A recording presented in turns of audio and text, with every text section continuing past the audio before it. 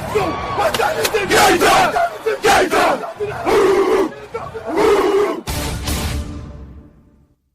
going to be a football game tonight now. No doubt. It's going to be a football game here. Okay. I done been here before. All right, let's go, baby. Play clock at 5. Pass is intercepted at the goal line by Malcolm Butler. Unreal.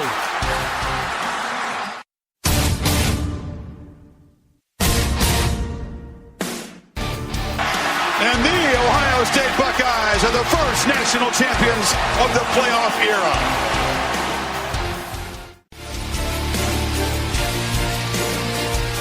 Ladies and gentlemen, football to football.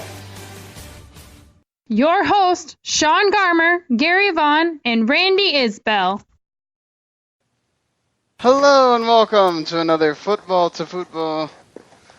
And we are here recapping all those Thanksgiving games that happened a day ago. Well, it'll be 2 days ago by the time you're listening to this. And we'll also do our full rest of Week 12 preview and talk about the NFL's parody.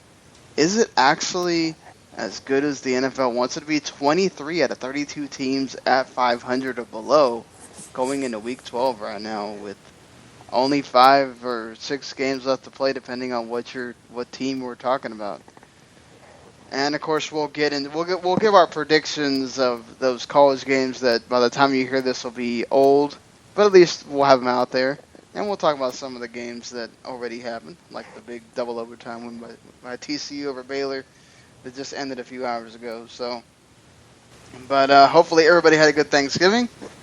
Hopefully everybody got stuff with that tryptophan, that turkey, and all that other stuff, and is good to go. I had mine actually today, and I got a surprise little birthday thing as well, which was, on the embarrassing side, as most of those things are, when people just show up with cake and you're like, oh God, I got to do this. But, yeah, I mean, at least that's the cool thing when you have kids. They just get to blow out the candles too, so it's not that bad. But how was y'all's Thanksgiving? Gary? It was good. It was a good time over at family and spending time with some of the people I didn't really know that well, to be honest with you. My wife's stepdad's family was the one we spent it with, but it was a good time, good food, and just kind of hung out and went to my in-laws' house afterwards and just enjoyed some of the football games. So it was a good time, not too bad. How about you, Randy? Yeah, mine worked out okay. Played some football in the morning and rolled my ankle, so it gave me an excuse to watch football all day. I would love to get up and help you with the turkey, but I just can't walk. I'm so sorry. Can you bring the food over here? That's a good one. I like that. Yeah, mine went pretty good. My sister brought over her new boyfriend from, she was living in California now, so, I thought I was going to run into one of those bros that all they wanted to talk about was working out, but thankfully he started talking about wanting to watch the Warriors game, and I was kind of okay with him after that. Yeah, so thankfully all of our Thanksgivings went well. Some of the Thanksgivings didn't go too well for some of these teams.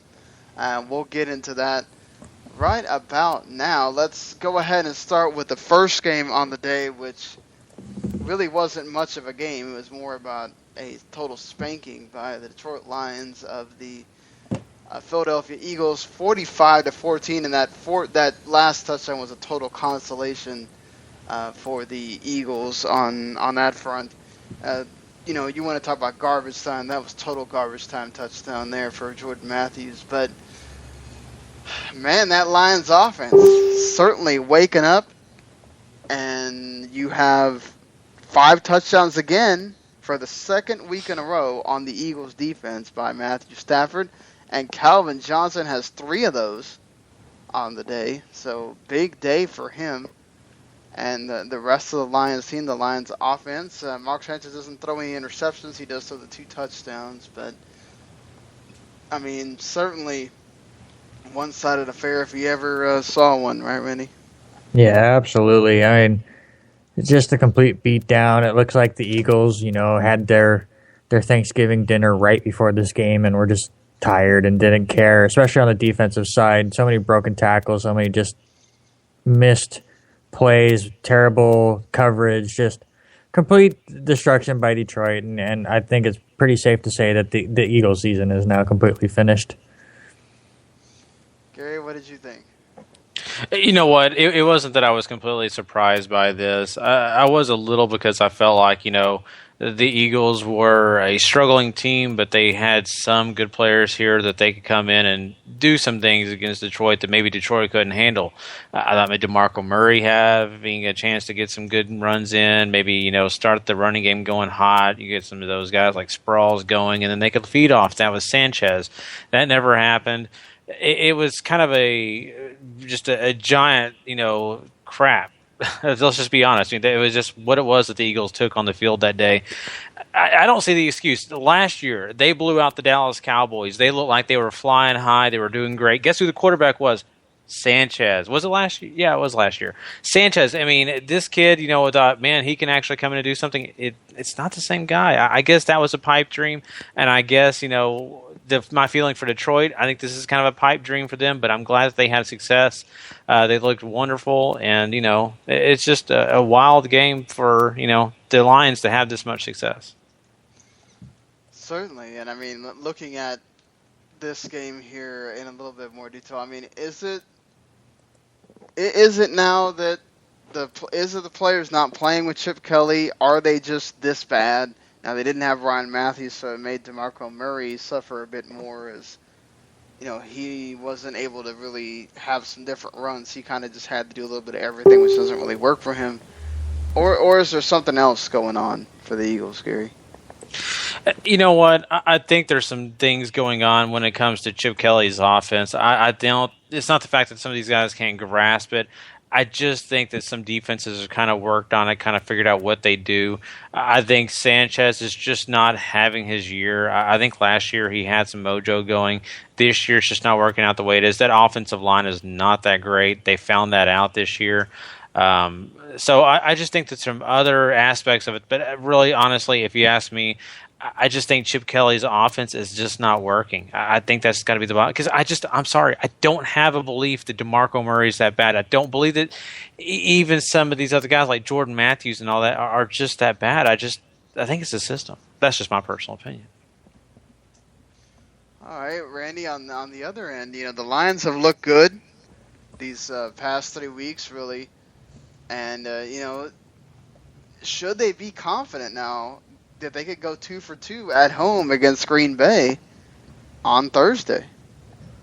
Well, of course, they're going to feel confident. I mean, you're looking at two teams going in completely different directions right now. I mean, Detroit going out there winning their last 3, including that one game at Green Bay. They're looking really strong at home. Green Bay did not look that solid, in the nightcap of Thanksgiving. So if you're Detroit, you're looking in there as a possible, we could sweep Green Bay this year. And God, don't look now, but that could put them at 5-7, and somehow they could be in playoff contention the way this damn league is going. It's amazing. It really, really is. Well, talking about another team that thought they would be in playoff contention, the Dallas Cowboys, they are at home against the now 11-0 Carolina Panthers as they get spanked 33-14. The Cowboys did. Tony Romo just had a absolutely terrible day, throwing 3 interceptions, 2 pick sixes, and in fact 2 interceptions to Luke Kuechly back to back. One of those being pick sixes, and then just the defense actually wasn't playing too bad. They were holding the Panthers to field goals when they were around doing things, but it was just a mixture of everything. And then the third quarter, we got what we feared would happen eventually, Gary. Tony Romo went down with a hairline fracture to that same left clavicle. He is out for the year now. What should the Cowboys do, keeping in mind that if Washington's able to beat the Giants on Sunday, the Cowboys again still have some kind of remote chance here? Well, first of all, I don't think that matters anymore. I just don't. I mean, I think it's great. Yeah, you want to hope and dream, but I honestly feel like right now the Washington Redskins are a better team. They just are. Even the New York Giants. So I think even if those pipe dreams were to stay alive, it doesn't matter. What the Dallas Cowboys need to do now is not tank. I mean, I keep hearing this from Dallas Cowboy fans. It's silly. It's ridiculous. Yes, I agree. I'm the one yelling draft pick. I'm excited about the draft pick, but I know this team. This team has not been motivated apparently because it proves game in and game out. When Tony Romo's on the field, all of a sudden they're a different team. With Matt Castle in, it's like, oh, well, we're kind of here, we're kind of not. The same players you saw excel last year, this year, after that second game, after the Romo injury, all of a sudden they forgot what to do. It doesn't make a lot of sense. I think the motivation isn't there. I don't think they're there mentally. So you just play these games out, see what players, if I'm the coaching staff, as I lose another game, maybe next week, the week after, I start playing guys in the backups and make this your next preseason. That's what I think a lot of these teams that are going to be out of it should do. I mean, that's the smart thing if you ask me. Yeah, but that's not what they're going to do, and I totally disagree with you. If they were giving up, they wouldn't be in all these close games. No, but look at the teams they played. Oh, come on, Gary. You don't get to 13-12 against the Seahawks if you're giving up. I don't believe in that. Oh, no. They weren't giving up. I'm saying they're not mentally there. That doesn't mean they gave up. That's totally different than you can be playing a game and play well. But they weren't mentally there against the Panthers either then, and that's with Tony at quarterback. They weren't. You saw what happened. Romo wasn't mentally there himself. He was not making you got to give credit to Kuechly. You got to give credit to the defense. They did a great job. I completely agree that the Panthers defense. You look at the decision making. The decision making, Rumble playing a little scared. I think he was nervous. I don't think the kid was healthy when he got in the game that game. In fact, you go back in records and he says even if he wasn't on IR, he would not have actually been able to play the game before Miami. That's how injured this guy is, and that's also why he rebroke it so fast, or fractured it. Excuse me. Well, yeah, because he was playing not to hurt himself. Yeah, and you can't play that way. Exactly. We've seen that happen before with Romo. I think it was. I don't remember which one it was, whether it was the back or the other time he broke the collarbone, where he said they brought him back and he said he was basically playing the rest of the year not to hurt himself. Yeah, and don't get misconstrued what I'm saying. I'm not saying give up. I'm not saying that at all. I'm just saying that I don't personally believe in them. If they believe in themselves, hey, go for it. I think they should rock and roll. My point being is if you find yourself at 7-9. You're out of contention. What are you going to do? I mean, I think you should play to win, but play to win with some of these younger players. See what they can do. I just think it's a wise decision. You may find out that your third string running back is going to be the next Barry Sanders. I know that's a long shot, but you never know. You got to give other people a shot. I'll agree with you there. I just think that until you're mathematically eliminated, you don't just, if they want to check out the players themselves, and that's on them. But I still feel like you go into Washington, that's a divisional game. You should still feel like you can win that game. And then, the way the Packers have been playing, what's weird is, this team has been so topsy-turvy. We've seen Castle throw no touchdowns. We've seen him throw a bunch of touchdowns in some games. We've seen the defense really respond. We've seen them do absolutely nothing. So, to me, the Panthers did what they've done to everybody this year. Yeah, especially the bad teams or the teams that have bad records, and that's take advantage of the turnovers. And immediately, as soon as that first pick six happened, I said, oh, well, and I'm doing the rival for this game, and I had to keep myself from, saying something like that, but it was just, it's hard because I knew immediately, oh, this is going to go bad. Because if you give the Panthers are like that shark that smells blood in the water. You give them a turnover, some light automatically clicks on that, okay, this game is on for the defense, and it's happening almost every game where this happens. And they basically got a repeat of the Redskins game the week before, or a couple days before, and then Carolina was ready to go in there and play that game. But is anybody left on their schedule gonna beat these Panthers now? Or could we possibly have two undefeated teams? That'd be pretty crazy if we did, but I do see a few roadblocks for Carolina, and to me it's the last 3 weeks. I mean, could they lose at New Orleans next week, sure, but they get a few extra days rest, and New Orleans just is not the team that we remember them as.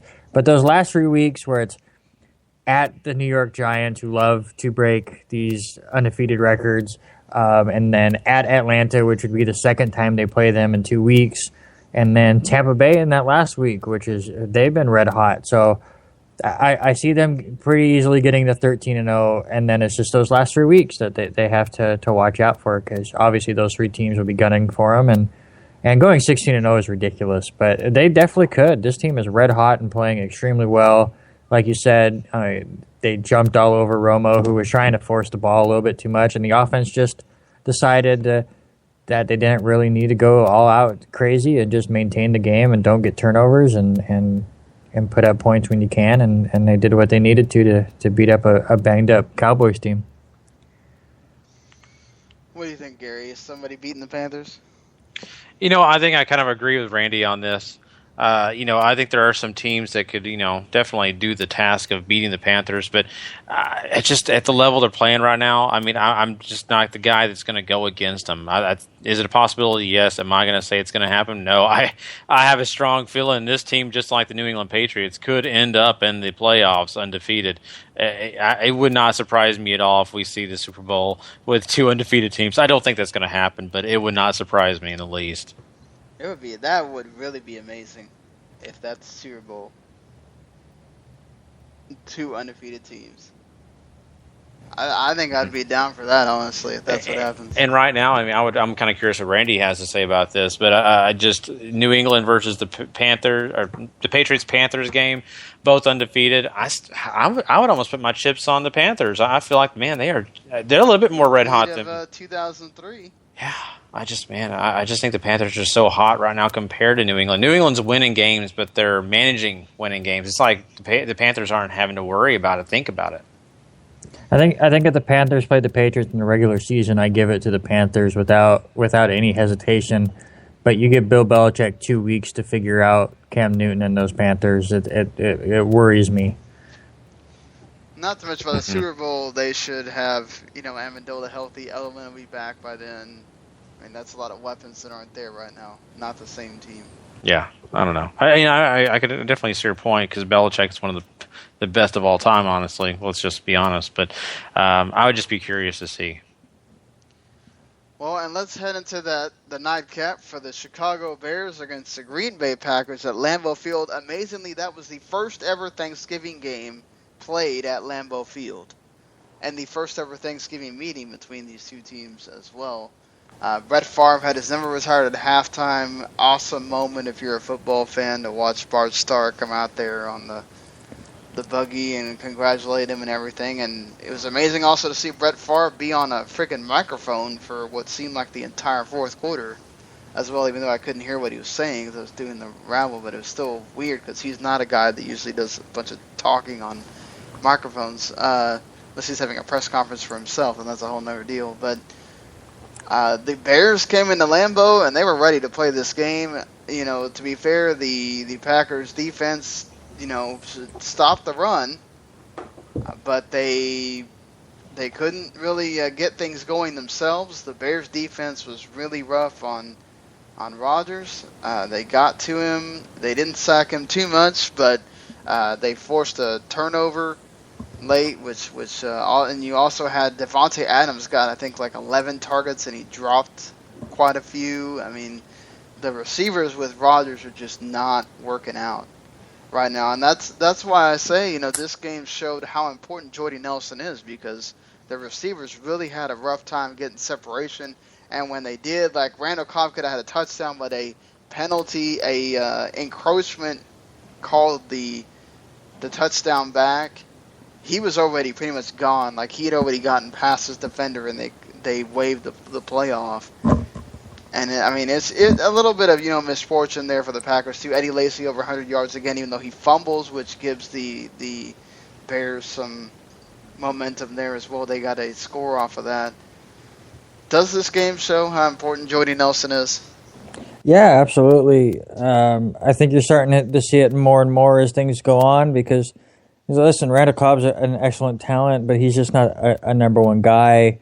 and when teams can just focus on him, it really limits what Green Bay can do. I mean, when he was your number 2, it made things extremely difficult because Jordy Nelson was going to find space because he's that good, and Randall Cobb could blow away the second cornerback and just be that dangerous. Now you have Randall Cobb getting covered by the best guy, and who else are you going to do? It's like Devontae Adams isn't that great. James Jones isn't going to blow you out of the water. So it just makes things really difficult for Green Bay, and you can kind of tell in this game with the weather the way it was that it was going to be pretty sloppy, which it was, and Chicago just found a way to hold them off there at the end and get the win.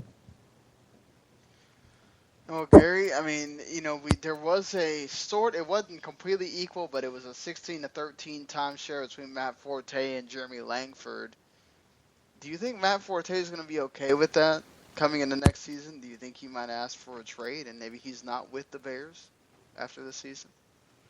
I could definitely see that. I really could because, we've already had talk in the offseason this past year of Forte moving to another team. So I could see that definitely, and not only that, I really feel like they kind of see Forte as getting older. They're wanting to get a little younger at the position, and they really like Langford a lot. And as we've seen, Langford is a pretty skilled player, so I would not think that would be out of question, especially maybe the trading option. I'm not sure. I guess his contract's more than 2 years. That would be something big. It would definitely help them at least get another draft pick. What is it? Oh, sorry. It's okay. Answer the question. I just, one thing, though, that I look at here is, you've got a guy that's been there for a while. He knows the Bears organization very well. It's going to be hard to part with a guy like that. But I feel like Langford's the future for them. And Forte probably will move on. I will say, though, that Matt Forte's contract does come up this year, so I think they just let him go to free agency. Mm-hmm. You're right. Okay, I see. I was unaware. So, yeah, I think you're right. All right. Well, a good thing for Jeremy Langford, basically playing himself into a spot there. But those are your 3 games. The Packers now fall to 7-4, and they have lost 4 out of their last 5. My goodness. And they've got another divisional game against Detroit, as I already mentioned, and the Bears hit a nice little patch there where they get to play the 49ers and Redskins. Again, don't look out, but we could be seeing a 7-6 team if they win both of those games. And, considering what's going on with the rest of the NFC, man, it's amazing to think that the Bears also could be in playoff contention. The NFC North just got a lot more interesting than we ever thought it would be. Exactly. Who would have thought at that point where the Lions were and the point where the Chicago Bears were at one point during the season, we're talking about all 4 teams now being in playoff contention. My goodness. But that's why we're gonna have that topic, because it's crazy. Absolutely crazy that this is all happening. But let's get into the games that haven't been played yet, and let's talk about this big NFC East showdown that's happening between the New York Giants and Washington Redskins. Fact or fiction, Randy, the winner of this game will be the team that wins the NFC East. I will say fact, just because to me the Eagles and Cowboys are completely done. Obviously, the loser of this matchup could still win the division. But yeah, I'll say fact. I think whoever wins this will end up winning the division. This is an NFC East thing, Gary. What do you think? Oh, I'm right there with Randy on this, to be honest with you. I think these are the 2 teams that you need to look out for. Washington, they're still not getting looked at in the positive manner I think they deserve. They've overcome a lot. I think their defense is pretty solid. They do give up a lot of rushing yards. They do have some issues, but still, to me, they're secretly solid at times when they need to be. They're not great by any means, but they can beat you if you're not able to perform, really well on offense. So I'm looking at this as, this could possibly be the game. Well, Gary, lots going to be said about Kirk Cousins and, whether he likes that or whether, we're talking about Eli Manning. Who performs better in this game, though? We've seen the Giants defense kind of be a little bit better with JPP. And, the Redskins has had, their taken their wallets, but they've been pretty decent most of the year. Which defensive one's better on the day? I just talked about the Washington Redskins, and I think that they're a solid unit. I really do. But I'm going to say this, and surprisingly enough, I think that Tom Coughlin and his group is going to find a way to rush Cousins, and they're going to try to make him off balance. And I think that they've improved. So I have this weird gut feeling, and it'll kind of get into my prediction. But I just feel like the Giants are going to win this game, that because of their defense is going to do a little bit better than the Washington Redskins. All right, fair enough. Well, which quarterback is going to put up more fantasy points? It's tough because it's hard to go against Eli ever. Eli has his issues, but Eli puts up big numbers, and I think he's going to find a way. I really do. So I'm going with Eli. All right. Well, we're trying to make that prediction. Well, I just kind of gave it away a little bit here. I'm going to go with the Giants. I really feel like they're going to pull this out. Give me Washington at home.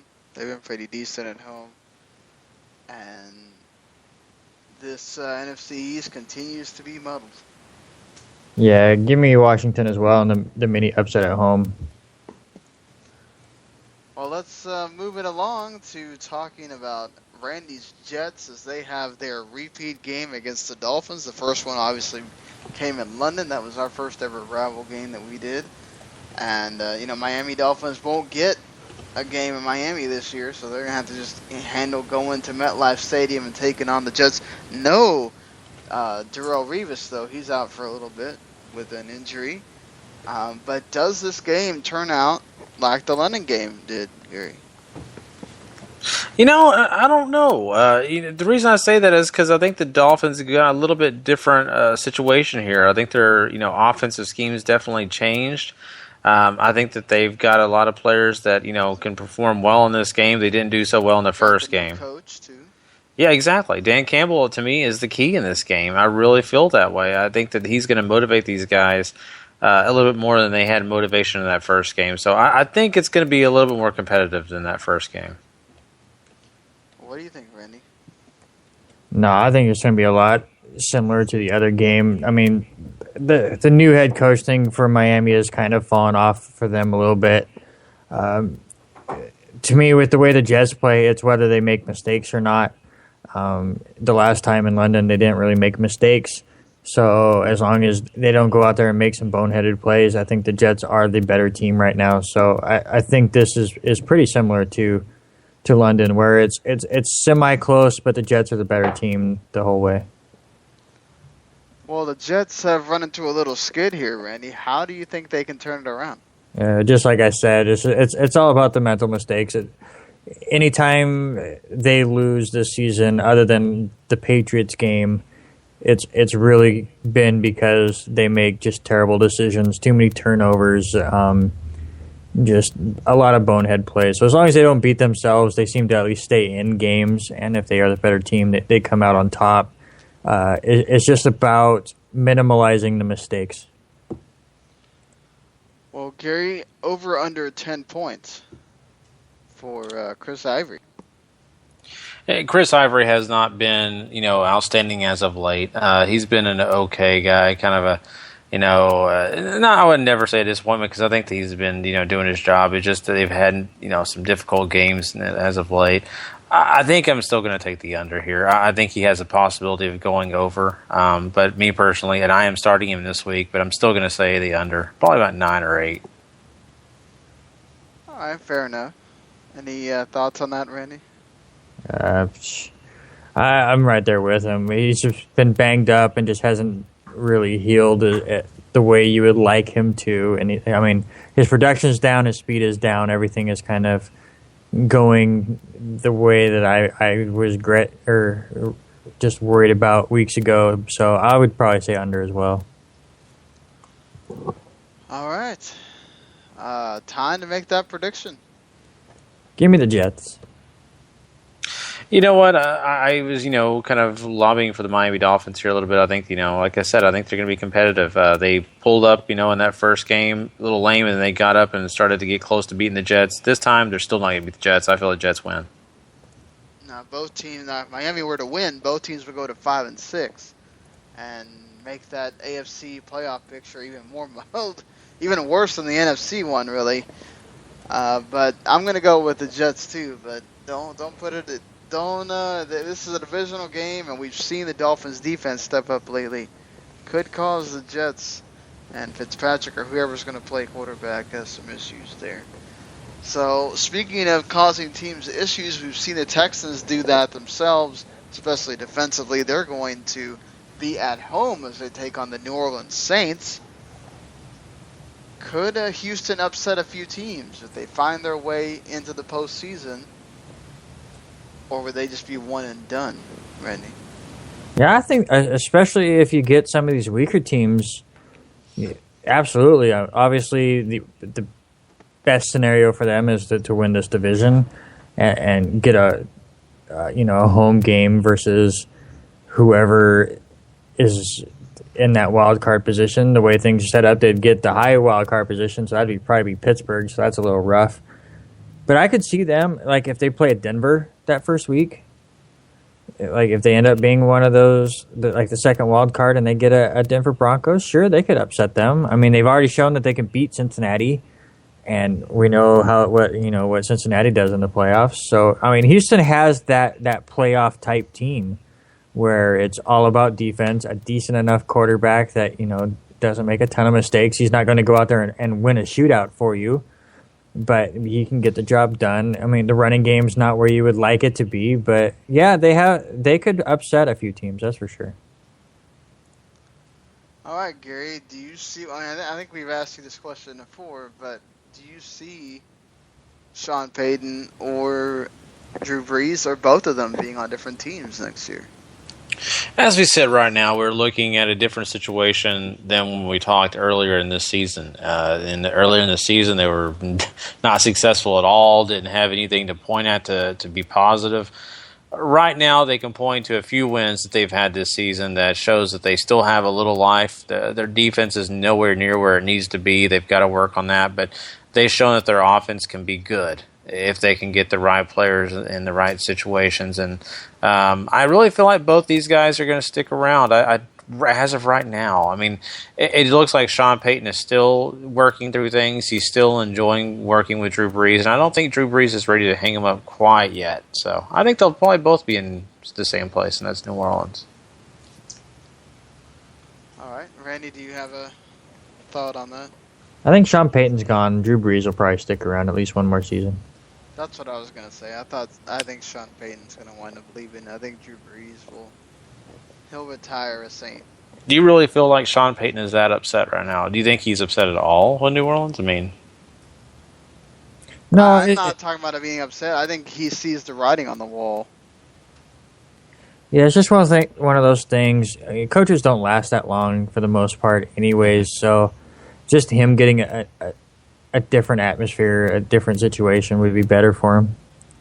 I just look at Katrina and everything he went through with them, and I don't know. I just think the New Orleans, at least the fans love Sean Payton. I guess ownership may not, but I see the love for him there.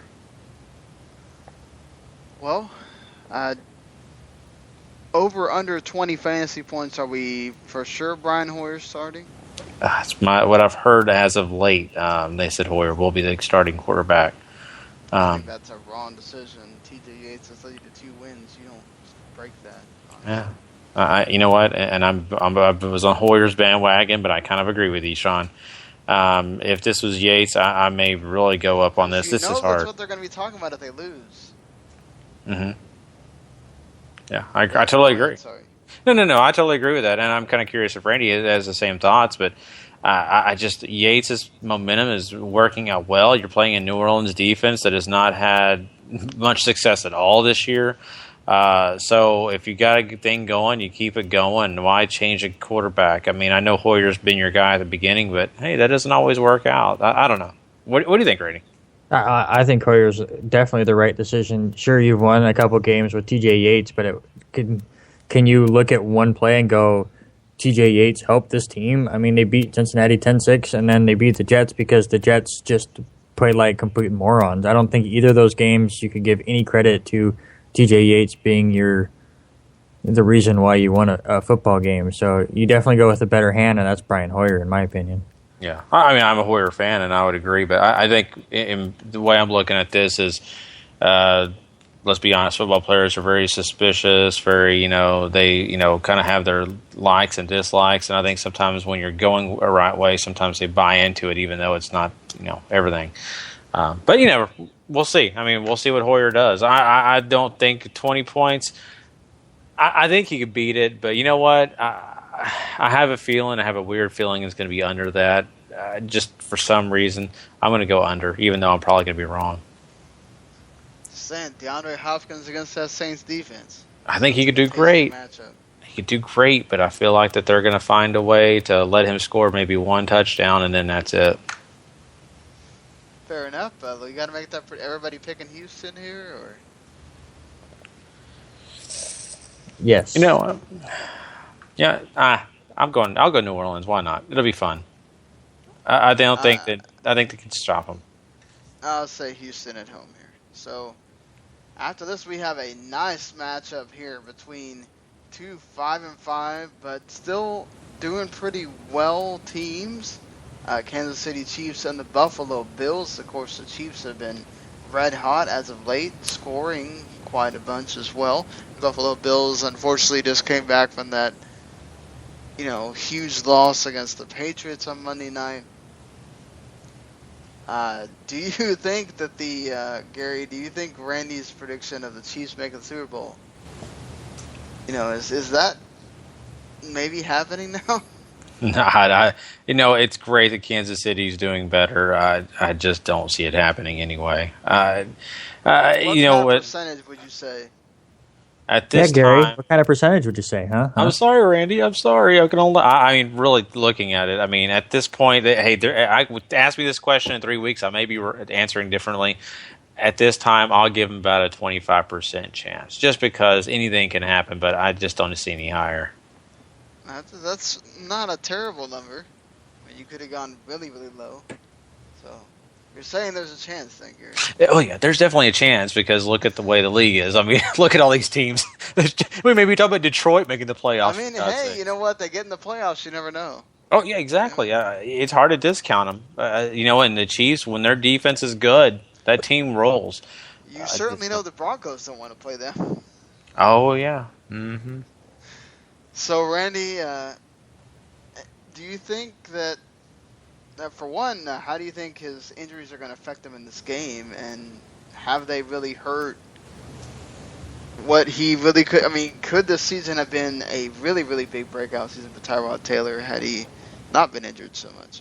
Yeah, he definitely was looking really good to begin the season. Obviously, injuries have slowed him down. I think it'll slow him down here. He's just not as mobile.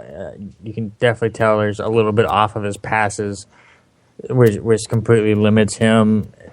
Obviously injuries all around have hurt Buffalo. But to me, I mean, he's got to lean on LaShawn McCoy even more in this matchup to even stand a chance. But hopefully Buffalo sees what we saw at the beginning of the year and allows this kid all the chances in the world next season, and don't try to bring in other people to be in quarterback competitions and stuff. That's what Rex Ryan loves to do, and all he does is mess up his young quarterback. So hopefully they just say this is Tyrod Taylor's team next year and goes. But yeah, I'd like to see how he would have been if he didn't get hurt this year. All right, Gary, which running back between Carlos Williams, LaShawn McCoy, or I guess it's going to be Spencer Ware because Sarkandrick West, they still don't know whether he's playing or not. I'm going to go with LaShawn McCoy here. I don't think he's going to have a lot of success. I think he'll have a decent day, but nothing you've seen in the past. I still feel like, even against a difficult defense, this guy has performed really well in this middle part of the season. So I think I'm going to have to go with a hotter hand than any of these other running backs. All right, time to make that prediction. Oh, you know where I'm going. Give me the Chiefs Arrowhead all the way. Yep, I was Arrowhead. gonna say the Chiefs too. Chiefs all around. We'll sweep it. All right, that one wasn't too difficult to go to there. So one that seems a bit lopsided the way that St. Louis has played the last couple weeks, but the Bengals have been on a slide a bit. So basically, guys, which team is going to bounce back this week? And which Bengals running back is going to be more effective? Yeah, I see the Bengals bouncing back here. The Rams have fallen into quarterback controversy and just a huge headache. Gurley has struggled the last few weeks. I think teams have finally figured out that once you stop him, the Rams have absolutely nothing. So I see the Bengals just trouncing them here. And as far as who has a better day for the Bengals running backs, give me Bernard. He's definitely more involved in all aspects for Cincinnati, passing game and running game. Jeremy Hill might get you a touchdown or two because he seems to have just taken over the goal line back situation. But Bernard led the team in receptions last week, and I don't think that's going to be a fluke. Well, Randy, I mean, man, now I forgot what I was going to... Just... So you certainly would say that it's no longer the St. Louis Girlies. They've gotten their Rams name back now? No, it's still the St. Louis Girlies. It's just now everyone knows it, and they focus in on him. All right, Gary. So same questions to you here. Yeah, I mean, me and Randy agree totally on this. As much as I love that St. Louis quarterback, he's not there yet. I don't know. I mean, very disappointed. I expected 6 touchdowns last week, rushing for 2 more. But, right now he must be having some issues at home. So I just don't see it happening here. The Bengals are definitely going to bounce back, and Randy hit it on the head. You guys know me very well. I'm right there. If you're an all-purpose back, if you're a guy that catches passes and does it consistently and can run the ball, you're going to get my vote every time. When you're talking about just strictly doing one thing or the other, we have to change the terms. Bernard's the guy, though. All right. So let's just so we're all saying Cincinnati here. Yep. Yeah. All right. That was quick and easy. Let's go to a game of 2 struggling teams. The Oakland Raiders taking on the Tennessee Titans. This is in Nashville. Gary, have the Oakland Raiders, who technically are still alive at 4-6, played themselves out of a playoff berth the last couple of weeks? Maybe so. I mean, we have talked about this team and talked about them, and the fact that they have a lot of potential on their team, they're just still not doing the task, and that's winning at times. And they've done a halfway decent job, and that doesn't get things done. So they may have, honestly. I still feel like there are other teams in the, at least in this wild card spot for the AFC that have done, better. And so I'm looking at that. All right, Randy. Well, if you're a Tennessee fan, are you hoping for them to lose out and get the number 1 pick? Now, you guys brought this up with Dallas and how you guys feel about that. I'm in the boat of once it's over, just if you're a fan, hope that they pack it in and get as high a draft pick as it is. But I don't think you really want to see your players just forfeit games, I guess is the best way to say it. You always want to see them compete. I mean, that's what they do. So if you're a fan, absolutely. I mean, because there's nothing you're going to get out of this year. So just try to get any improvements you can next year. But I don't see them doing that. Mm-hmm. Yeah, I'm with Randy on that too because I talked about Dallas earlier. And the fact that I don't feel like that they're going to win a whole lot more games, not because I hate them, not because I want to get the number 1 draft pick. Same way with the Raiders. I'm a Raiders supporter too. I think those guys deserve to get a chance to get to the playoffs. I think that they got a lot of talent. My thing is, though, you can't go into next season saying, oh, well, we gave up. We did it. No, you got to play your best. Do what you can do, even though you're losing games. And let's just be honest, your best sometimes is just not good enough. Let it be that way. Well, who has the better game, Gary? Mariota or Derek Carr? Oh, that's a tough one because I think both these guys are doing well. I'm a big Carr supporter. I'm looking at him as being the next big staple over there in Oakland, and of course one of the better quarterbacks in the future of this league. Mariota possibly that one too. In this game, I'm going to slightly go to Carr. I think Carr has the better receivers. I think he's got the better chances. All right. Well, time to make a prediction here. You know what? I think that, as difficult as it is, I'm still going to go Oakland. You know what? Give me the home team. Give me Tennessee here. And this was hard because we've seen Tennessee's defense really crack down on quarterbacks. And, Mariota's played pretty well. It's going to be a battle of the offensive lines, really, and which one holds up. I don't think Amari Cooper can have a bad game twice in a row like that, where he was just that bad. I think that makes a huge difference. I think I can still trust Latavius Murray over whoever they're going to have in the Titans' backfield. I'm going to say Oakland, but I'm just not very confident about it. So we move on to a big matchup in the NFC. Minnesota going into Atlanta.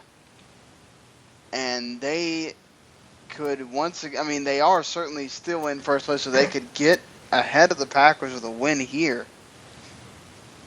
Randy, what is going to be the record of the NFC North champion at the end of the year at this rate? Yeah, it's pretty crazy. You thought Minnesota and Green Bay were just going to throw all the punches and have crazy high records, and one would be the division winner and the other would be the number one wildcard team, but the Packers are slipping a little bit. We'll see how Minnesota bounces back after getting beat up by that Green Bay Packer team and their tough schedule coming up. You look at it, Minnesota is at Atlanta, which, even though they're sliding is so tough, and then they get Seattle, and then they go to Arizona after that. So, it's very difficult for them. So, honestly, right now, I think 10-6 at the lowest, but you have to aim at 11-5 if you want to win this division. All right, Gary, what do you think about Atlanta's chances of making the playoffs at this point? Do you think they continue this slide, or do they get hot on this last bit of games that they have left? I think that their chances at the right now they're still doing what they can, but it's just not good enough. Are the chances at the playoffs still good? I still think they are. I have a lot of concerns for them. That this slide is not showing me anything that excites me. I feel like that they've gotten really a chance to show that they are weak. So it's a tough question because I could totally see them slipping out of a wild card spot, very quickly if they just continue this. But I don't know. I have a feeling they're going to get in somehow. All right. Well, who gets more points, Julio Jones or Stephon Diggs and whoever else is one of the Minnesota receivers at this point? Oh man, how can you ever go against Julio? No matter if they're winning games or not, it's just hard to go against Julio. Fair enough. Well, this might be one of those hard ones to predict. Minnesota or Atlanta at home? I'm going Minnesota. Yeah, me too. Give me the Vikings. Well, damn, we're just all going to sweep this one. I'm going to go Minnesota as well. Just don't have any faith in Atlanta right now. They're going to have to prove they deserve to be picked. And, well, this game is one that could either be a stinker or it could be a shootout, depending on which team shows up for the Chargers at this point. Well, I would say it's going to be a shootout, but you have me wrote down as a guy that has to watch it, so it's going to be a stinker. It's just every time I see a game, on our schedule, and Sean, anoints me as a guy that's going to watch it, and I get excited for it, going, "Oh, this is going to be the game I really want to watch." It turns out to be like 10-6 with 37 penalties, and so. I'm hoping it's going to be a shootout, and that's the way it's looking like. But because it's me watching this game, it's going to suck. The Jaguars always have close games At least it seems like. So, at least one way or another, it'll be down to the last play. That's what they seem to like to do. But how do the Jaguars turn into a good football team here, Gary? I mean, they've been a nice, if you have one of the Allens or even TJ Yeldon or Blake Bortles, you get some good fantasy points, but they seem to lose a lot of games that they could actually have a chance to win, and that's not a sign of a good football team. No, not at all. And, this is what it comes to when you talk about potential. Those numbers excite you, and just seeing the numbers alone make you think that this team is a pretty gosh darn good team, but they're not. You look at it and say, I think that their defenses needs a little bit more tightening up. They need to get more pressure on the quarterback. I think that's the biggest key here because their offense is doing things. They're making positive things happen. Are they doing enough? No. I look at that defense as the reason why they're not in, a solid team. You could almost say, hey, they can go against anybody because the offense is really, like you said, Sean, they're making some things happen. All right, Randy. Well, you're the one that is assigned to watch this. Over under 50 points scored in this game. I was so ready to say over, but then it's me watching this game. Ugh. No, I'm still saying over. I think Jacksonville is going to put up a ton of points, and their defense isn't going to be able to stop anybody, even though all of these receivers are banged up. For San Diego, I still see them putting up a bunch. Hell, even Melvin Gordon might even find the end zone for the first time ever in this game. This just how many points I think could be put up. So, yeah, I'm going to say over 50. All right, over under 25 fantasy points to Blake Bortles, Gary. Oh, I'll go over on that. I mean, Blake Bortles has done a pretty darn good job, like you mentioned earlier, Sean, and I think in this game he's going to have every opportunity to do pretty well in this game. So, yeah, I'll go over. Everybody picking Jacksonville here? Yes. They are the one in contention still. Yeah, you know what? I think I'll go with you guys on this one, Jacksonville. Talking about a team in contention, who would have thought the Tampa Bay Bucks would be sitting at 5-5 right now? And they are, thanks to the first consecutive win streak in what seems like forever for them.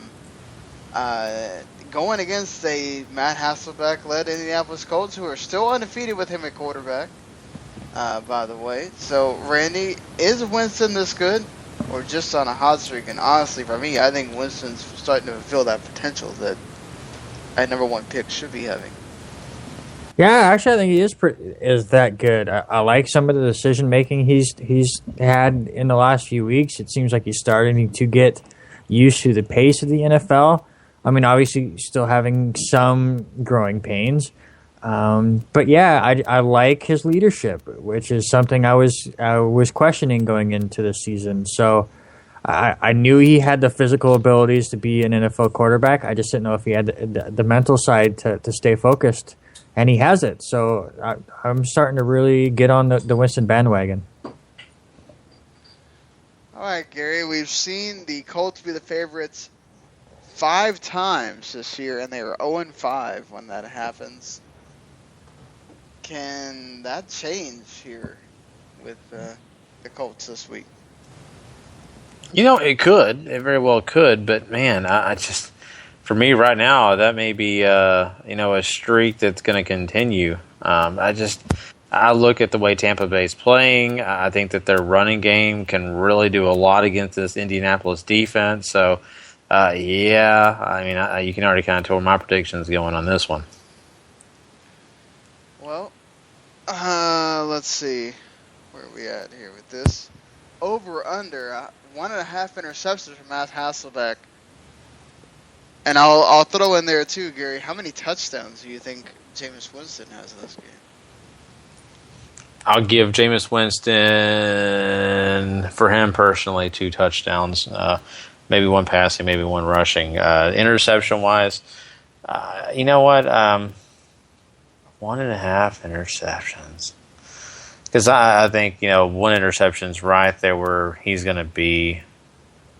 You know what? I'll take the over. I think that's what's going to happen for Tampa Bay to win the game. So, yeah, I'll take the over. I will say I'm the one that threw that question in there. It's because I saw a stat while doing some research. It says the Buccaneers have forced a turnover in 17 straight games, which is the longest active streak in the NFL, and the Colts have committed an NFL high 22 turnovers this season. So, so I need to look up just and trends see. to be a ton. But a lot of that was Andrew Luck early when he was just throwing the ball all over the place too. So Yeah, you're right. And you know what, Randy? I mean, I think you are onto something here. And that's the only reason I think Matt Hasselbeck has over 1.5 is because of the fact that I really feel like Tampa Bay is going to put the pressure on Hasselbeck to help win this game. That's going to cause problems. And I don't know if you know this, Sean. Just a quick question for you. How old was Matt Hasselbeck when Jameis Winston was born? Jeez.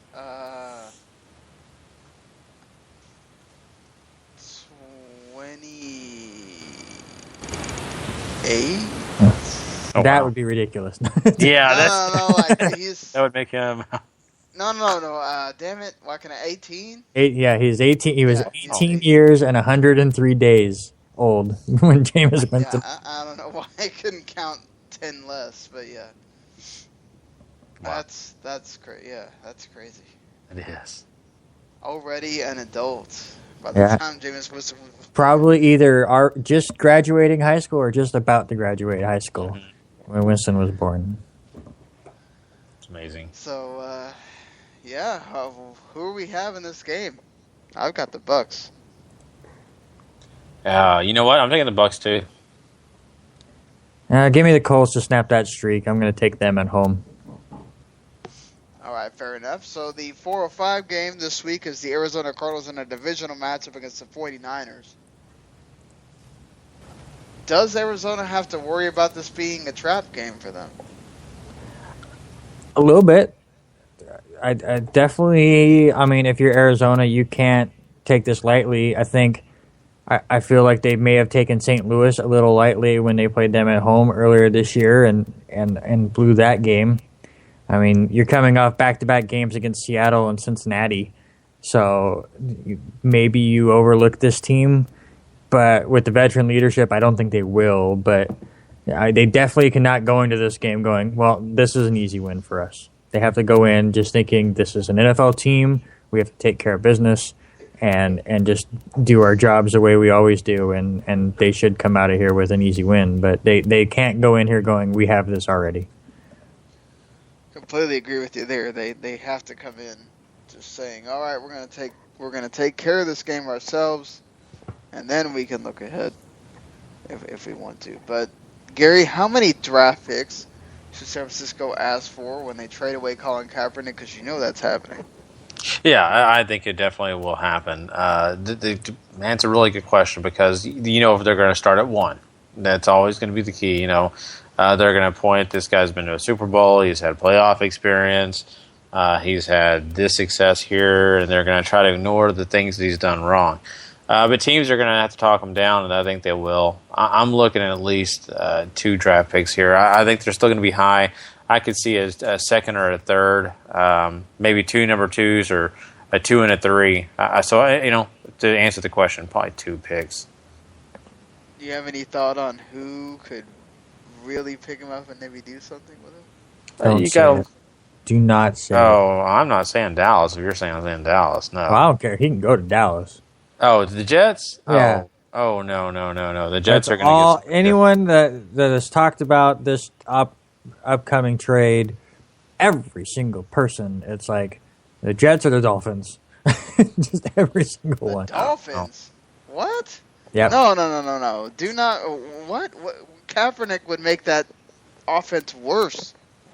No. The only person I could see Navy it working with is Chip Kelly because he needs a running quarterback for that offense to work.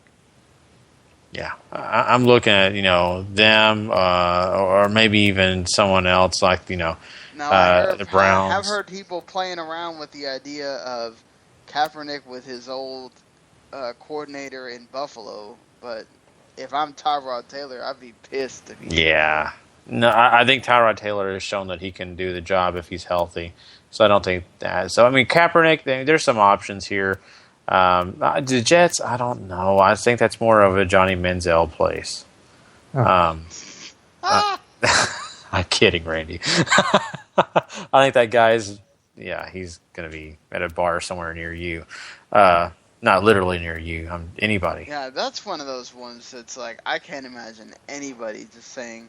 Now, here's the thing, though. Like, it seems more like the Browns are upset about the fact that he lied about what he did and the fact that he's partying. There may be a team that says, and, I'm looking at Jerry Jones. Don't say that. I'm looking at Jerry Jones because he doesn't care a loaded about gun. how much he party.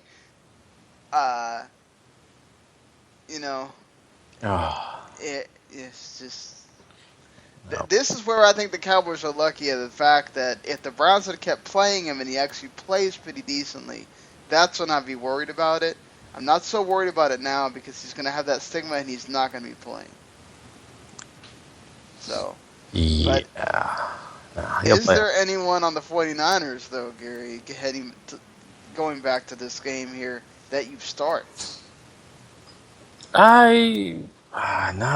There's nobody on offense that you can trust. I mean, who can you really trust in a game that's going to have the powerful defense like this? I don't start anybody on, no. I would have said if Selleck had caught the touchdown last week that you can start him because at least he's catching your touchdowns on the red zone when they get down there. But the fact that Vance McDonald was the one that caught it and you can't trust anyone. My biggest question is when are they going to get to the red zone? They get to the red zone. Wait. What team are they playing again? I don't know. It's Arizona, but again, you don't know if they're gonna overlook it. I think this is probably the game that will be talked next week. On next Monday night, we're going to say Cardinals, San Francisco. Cardinals destroyed them. Let's move on. All right, so we all know who we're picking here, right? Yeah, Gary's taking the 49ers, and we're both taking the Cardinals.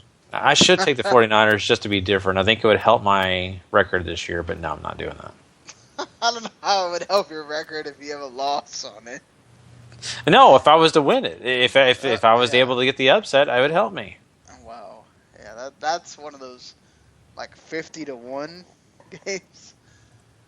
Yes, either way, let's move on to a game that is certainly big in as far as the standings for both conferences and for both teams.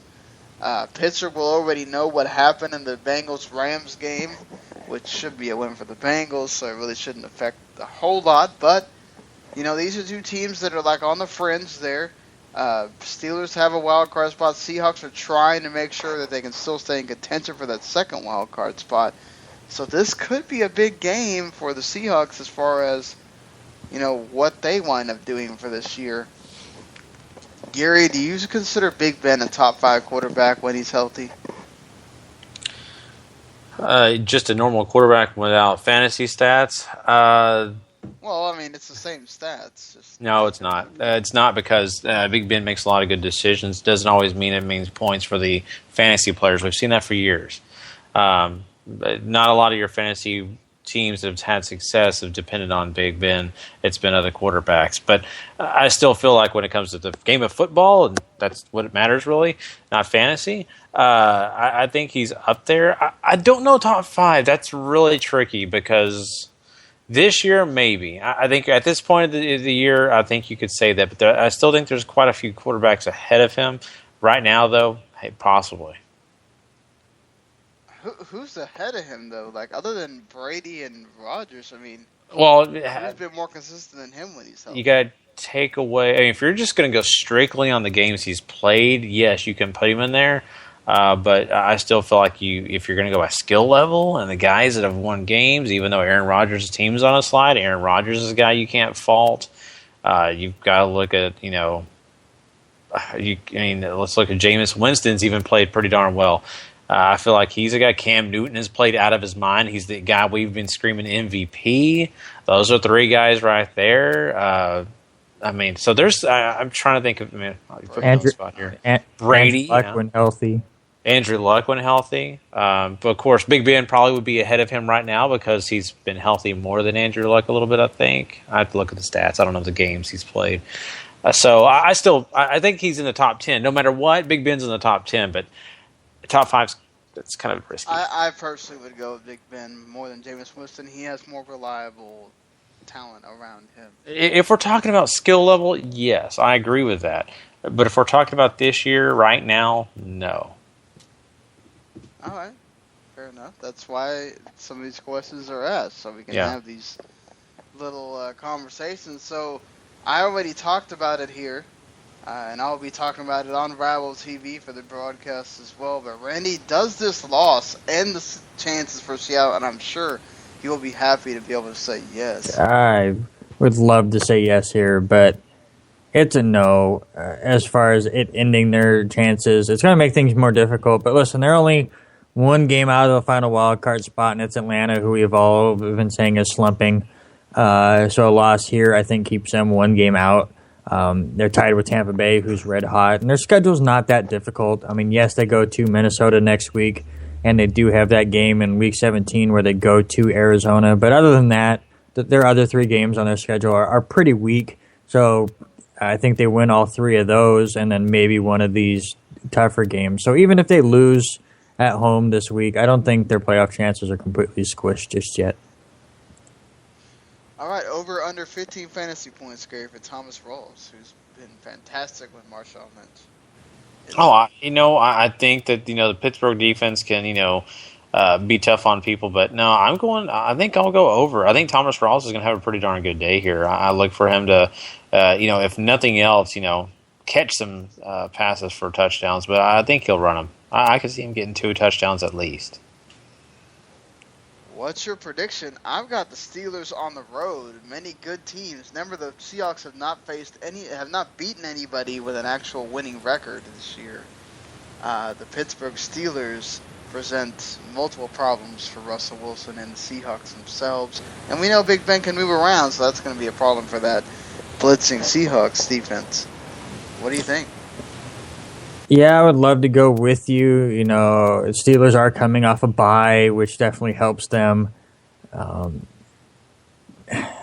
I'm going to go with Seattle here. I think Seattle holds on in a really close, fun game. You really will rarely hear me say this, but I want the Pittsburgh Steelers to win this game. Will it happen? No, and primarily because I want them to win. I'm sorry, I'm sorry to the, Steeler Nation, but no, I just think that right now the way that Pittsburgh's playing is okay, but I just don't imagine they're going to be able to overcome what Seattle's got. All right, fair enough. So let's move on to that Sunday night football game, which people are still tapping as a game for the Patriots to watch out for, even though Brock Osweiler is at quarterback. This is one of those where it certainly provides some intrigue here going into the Sunday night game. Is this still the biggest threat for the undefeated record with Brock Osweiler there, Gary?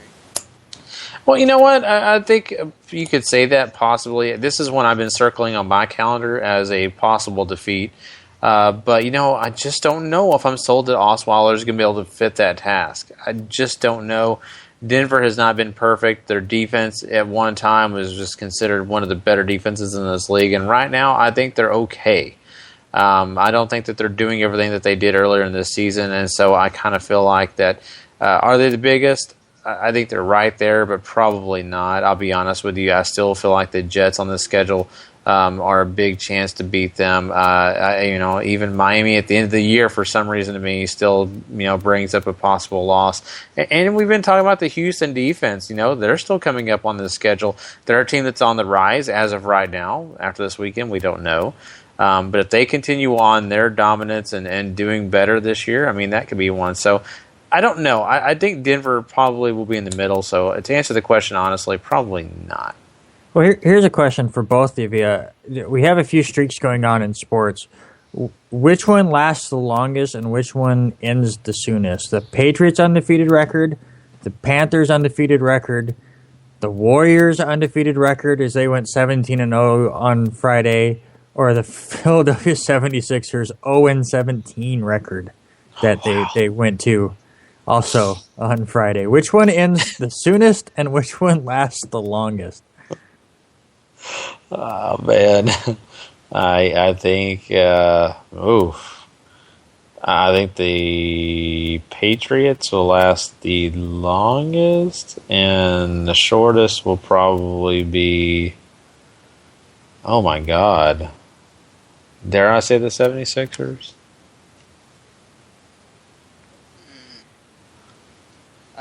I'm going to say the Patriots will last the longest. I think the Warriors are going to get beat here pretty soon. Yeah, the Warriors do go on that crazy Eastern road trip here shortly, so that could cause some problems. And the Sixers. The 76ers only lost by 2 points to the Rockets. So The 76ers have been close the last few games, and they do play the Knicks December 2nd. So, of course, that would be a win for them. So, Jeez, man, those poor guys. Yeah, really. I mean, one of our friends, in the podcast, called in this show a few times. I just want to call him and tell him I'm sorry. The Philadelphia area is not doing good. Anthony did ask if he could call in, but I guess he wound up not doing it. So. Oh, wish he would have. He's a good guy. For sure. Well, what has to happen if Denver wants to win this game, Randy? Wouldn't it just be playing the perfect game? well, honestly, I don't think they have to play the perfect game. I think their defense is good enough where these injuries to the Patriots wide receiver core can help them. I'm sure they will game plan Gronk out of the game as much as possible. I think we've seen that it is possible to get him out. He only had 3 catches last week. So I think the defense keeps this close, but what has to happen is the running game has to continue to improve. We saw Hillman and Anderson have decent games last week, and Brock Osweiler just cannot lose the game for them. He cannot make mistakes. He has to have a clean sheet, I think. I think if he goes more than 1 interception in this game, they have 0 chance of winning this. So I think he needs to make sure he's not turning the ball over. The running game has to be better, and then they have a chance to win. But, I mean, if neither of those things happen, I think New England blows them out. Mm-hmm. I think I'm right with Randy on this. And it's not because of just Brock Osweiler. I would even say this if Peyton Manning was playing this game. I really feel like that's what hinges on who's going to win this game. Is Brock Osweiler going to be able to hold up and take care of the ball, and not only that, score enough points because of the fact that Tom Brady has a lot of his weapons out and probably will be losing some in coverage. That's a great thing for Denver. I just don't know if I'm sold that Brock Osweiler is going to play a game of perfection. Which New England wide receiver has the most fantasy points this week? Amendola is still out, right? I don't know how injured he is. Yes, Amendola is out. Oh, man. LaFell. It has to be a wide receiver, right? He can't be a running back. You know what? I'll go LaFell anyway. I mean, he's going to be covered pretty well, but I think LaFell will do the job. All right, and we did have Anthony call in here. Anthony, what's up, man? Hey, guys. How you guys doing? All right? Pretty good, man. Good to hear from you.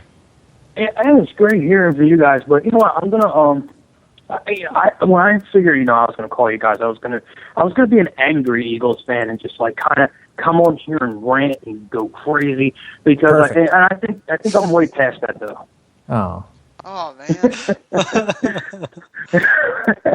Well, here's the thing, guys. I didn't get a chance to call in earlier, but I'm glad I got a little bit of a chance just to give you the feel exactly what's going on here. I mean, to me, and I'm sure you guys touched on this, it feels like Chip Kelly has completely lost this team.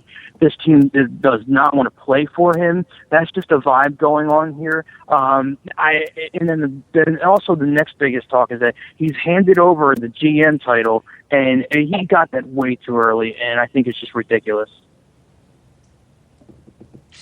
I mean, I can understand where you're coming from. I mean, that's a big title, and what he did this year in the offseason, people really questioned it. But then again, they still had hope for him, and I guess the proof's in the pudding in a way. I mean, I'm kind of curious what these other guys think about this, but I kind of feel like he did get that a little early. He kind of jumped in right away, threw all these things against the wall, and hoped that they all fell into the right place, and it just did not work out that way. Yeah, he's not Bill Belichick, and that's where I guess Jeffrey Lurie and upstairs had made him out to be, and 10 and 6 seasons are great. I love 10 and 6 seasons. You had a playoff appearance and you missed the playoff on one, but just to get that title is really ridiculous. And I guess after the Miami loss, I said okay. I said that's just heartbreaking. I just really didn't want to talk to anybody. And then they get blown out by Tampa Bay, and I said, okay, it's just lost. It's just getting week by week, it's getting bad. It was so bad, guys. This is how bad where I'm at. I get invited to go to a private screening, at the time for the movie Creed, and I couldn't wait. It was exciting going there. And then there's a part in the movie where an Eagles logo is walking by, and the whole theater started booing and started chanting "Fire Chip." And I'm like, I can't believe this. I'm like, I never had a theater so hostile and going crazy as soon as they saw an Eagles logo. Wow. But that's why I love the Eagle fans in a way. I hate to play against them, but I just love that passion, even during a movie. That's absolutely awesome. Guys, if I had a chance, I would have took out my phone, but I wasn't allowed to do that, and just record it because it was a good 30 seconds to a minute of Fire Chip chant. And as soon as that theater went insane, and it was just booing, and I just couldn't believe it. Was just funny how the way that happened. And going to that, we were coming off of that Tampa Bay loss. Yeah, I bet. Wow. That's going to leave a nasty taste in your mouth. And now I really wonder what would have happened after they got this Thanksgiving Day debacle. I mean, Yeah. Now Anthony, how me and Sean feel after these big, just disgusting games. Now you know how we felt last year against you guys. Yeah, taste of the old medicine. The thing is that. Not to slander the Cowboys here. I just felt like they are depleted with injuries, even with Romo and Dez coming back. I just think that they're a team that the Eagles. When I look at both teams, I see the Eagles. They're quitting on a coach where you have the Cowboys just so injured, banged up. It's like, how do you keep overcoming this? And then the running back issues, and it's just unbelievable. And I just, want to throw in here with you guys, coming into when we did the preview for the NFC East and we did the football preview, we gave the Giants and Skins no chance, and I was one of them. And now I think the door is completely there. Whoever wants that can take it, because I'm throwing my hat in for the Eagles and just throwing that white flag, waving and saying I'm giving up. Mm-hmm. Anyway, I'm with you. I know Sean kind of disagreed with me on giving up, and it's not that I want to give up. It's just the fact that to me, I've had too much proof that the Cowboys can't. Until they show me they can, I'm not willing to just be on that. And I think I feel the same way about the Philadelphia Eagles. They've just kind of got to that point where it's just you've got to put a nail in the coffin eventually, right? I mean, if this season at least. Yeah. And that's I think the Cowboys are going to get, even if they beat Washington, they're going to get beat by the Packers. I can't see them going into Lambeau, Matt Castle freaking winning that game. Just not having, they're out anyway. I just think that they, you shouldn't give up until you're completely eliminated. But I completely agree with you. It's there for whoever wants it, and that's the problem, is who does want it in this damn NFC East. Mm-hmm. Yeah, I'm like one of them scheduled looking at it. I saw Cowboys have to go into Lambeau, and I think there's another game on there that kind of I can't remember what game it was. Buffalo, yeah. I saw them have to go there, and I'm like, wow. And then I looked over at the Eagles. We know what's coming up with them with New England, and then we also have Arizona at home. And this is the worst part, guys. when you're an Eagles fan and you have a home game, you feel like it almost should be an automatic win. That place is not a place where it's like hostile to win anymore, where teams could come in there and just do what they want to. I mean, for God's sakes, Jameis Winston said, I grew up loving the Eagles and Randall Cunningham, and he just had a field day with that team, and there was just nothing done about that. And that is not that, at least the team can defend its home turf, and I don't even think the team is doing that right now. Mm-hmm. Can we blame the link on that? Because Old Veteran Stadium, I mean, it seemed like that it was just perfect for just the blue-collar fans. When you get those new stadiums, it's like all the, guys in the blue collars get stuck way in the nosebleeds. Yeah, that's very true. But I also think it's, they don't believe in the team right now. Yeah, that's true. I got a question, though, Anthony. I mean, you follow the Eagles full-time. You're there. You get to hear all the radio. You get to read all the news. You're in depth with this team. I just want to know, what is really the reality on Chip Kelly? Is this being blown out of proportion, this whole let's get rid of him, or do you actually think that the ownership is really considering moving on? This is I'm going to go by what is being talked about. What's being said is that both sides are tired of each other.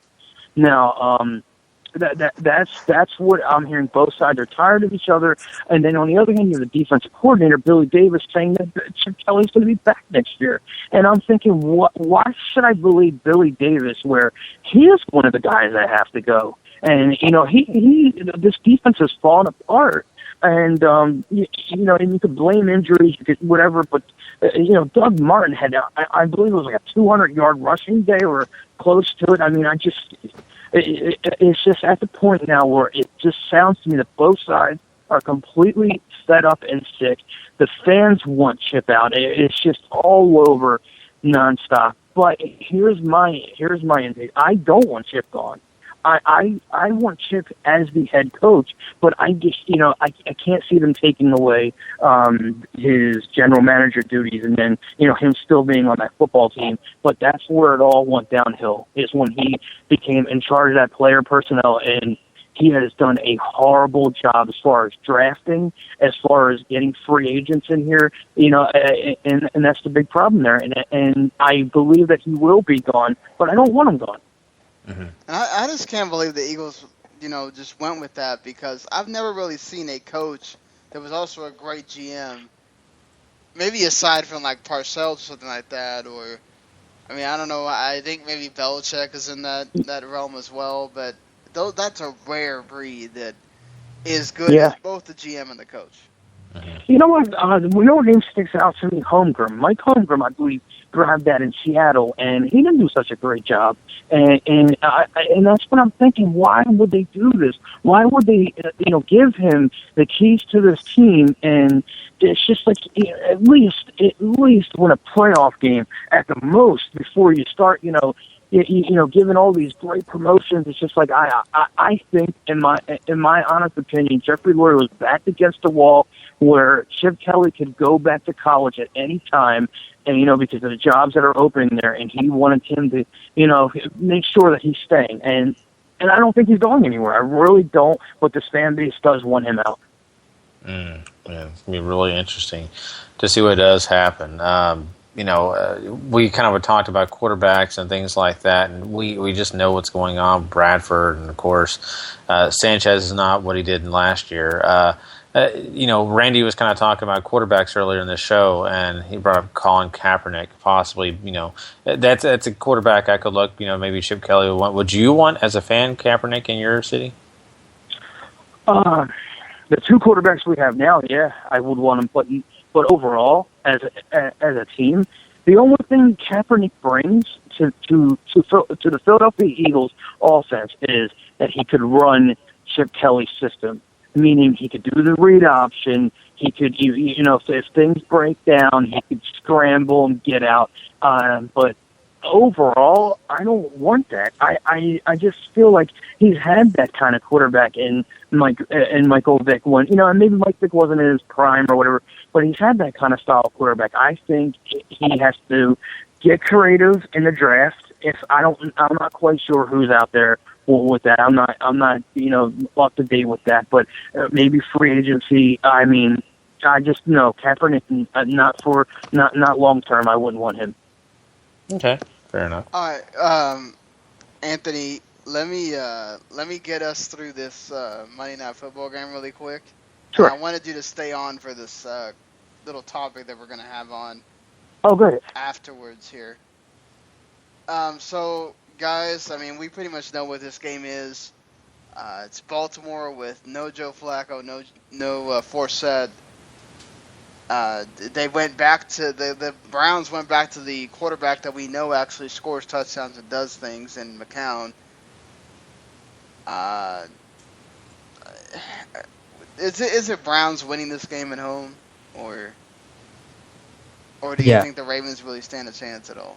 No, I have Cleveland. They're the more complete team. Baltimore, not only with injuries, they're just completely falling apart this year. So yeah, give me Cleveland. And, give me New England to stay undefeated in the Sunday night game.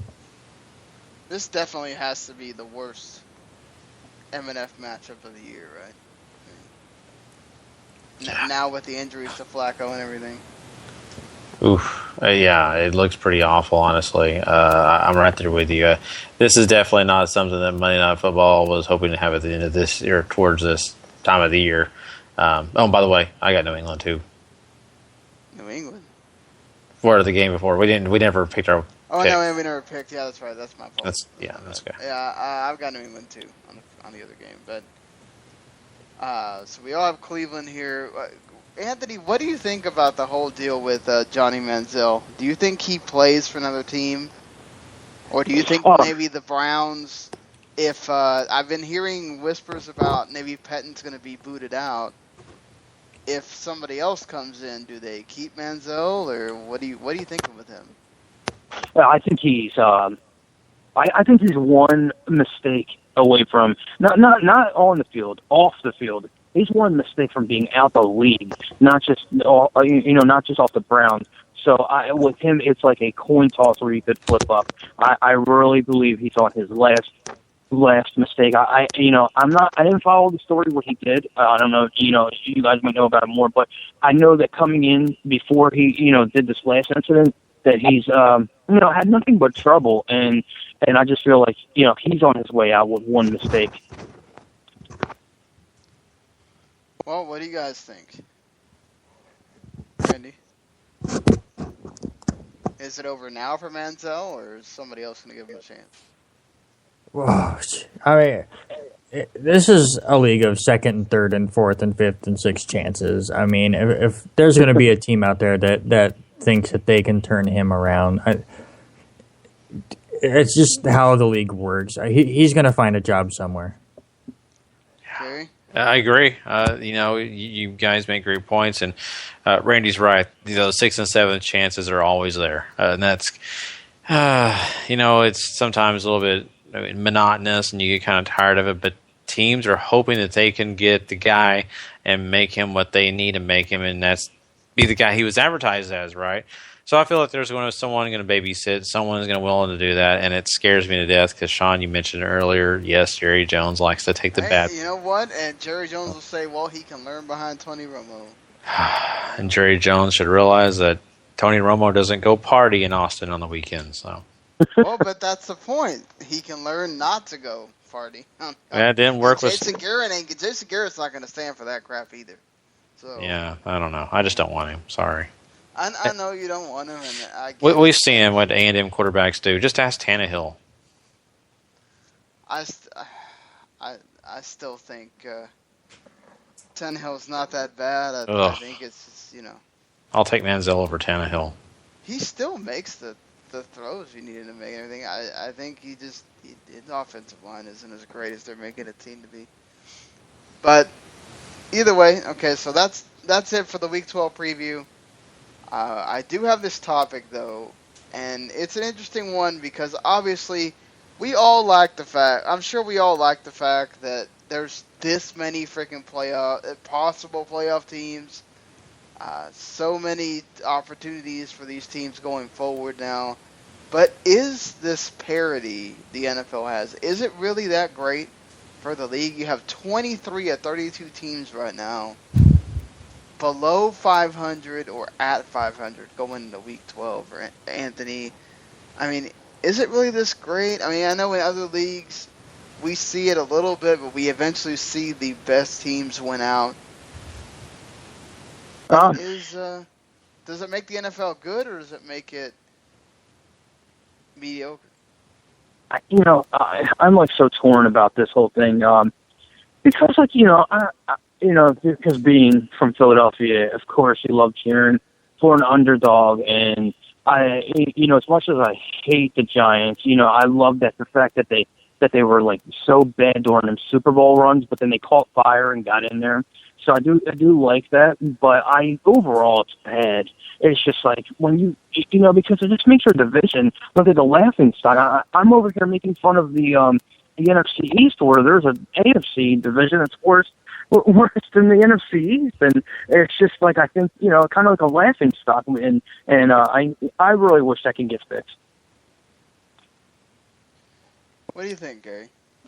It's difficult because, I look at this, and the reason why the NFL wanted parity was because they were tired of the same teams having success. They were tired of the Pittsburgh Steelers, the Dallas Cowboys, the San Francisco 49ers. All these teams just continually have decades of winning, continually just continue, to have success, and they were wanting to see the Cleveland Browns. They were wanting to see the Tampa Bay Buccaneers, the New England Patriots at the time, just to do better, and they succeeded. That's exactly what they did. But it also has made this just the rest of this league, just at this point, we've kind of seen it kind of managed to just everybody's beating up on each other, and there's no clear, really successful teams. I mean, we've actually already seen last year's Panthers at, 7-9-1 or something like that. I forget what was it. 7-8-1. So anyway, that doesn't mathematically. Duh, you're right, Sean. So yeah, but looking at that, I mean, making a playoff and all that, it's not as pretty as it is. What we used to see in the past. So yeah, I get it. They kind of succeeded, but then again, I think they kind of failed.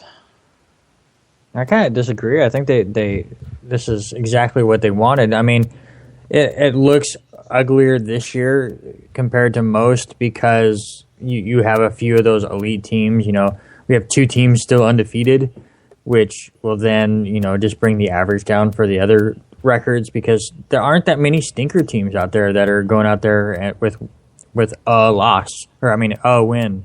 So when you have more teams that are dominant than completely suck, then the average is lower, which puts the average at 4-6. Really, a ton of teams are sitting there with a 4-6 record, but are right in the playoff hunt because that's just kind of what they wanted. So I like the parity. I like that it makes things completely crazy. I love that we can come here on this podcast and go, well, this team has been playing this much better, and then parity strikes in, and we come back on Monday and go, oh, I don't know why they lost by 40.